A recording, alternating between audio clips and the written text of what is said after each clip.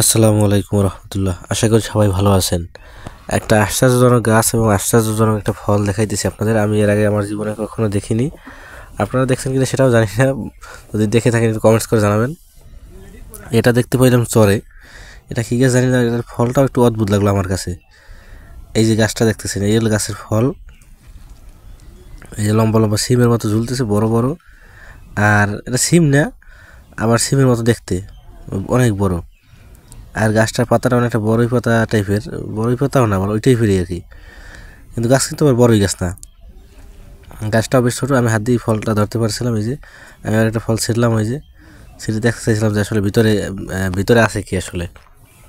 তো এই হলো গাছ আর গাছের ফল, একটা আশ্চর্যজনক গাছ, আমি এর আগে কখনো দেখিনি। আপনারা যদি দেখে থাকেন জানাবেন যে আসলে আপনারা এই গাছটা দেখছেন কিনা, বা এই গাছটার কাজ কী, বা এটা কোথাও দেখেছেন কিনা। তো এই হলো গাছের গোড়া, গাছটা বেশি বড় না। এটা চরে, এই যে দেখতেই পাচ্ছেন চরের পাশে আমরা এই গাছটা দেখেছি। তো কী গাছ জানি না, আল্লাহ পাকি ভালো জানে, আল্লাহর কুদরত, আল্লাহর সৃষ্টি। আর গাছের ফলটা তো এই ফলটা একটু ভাঙে দেখায় আপনাদেরকে।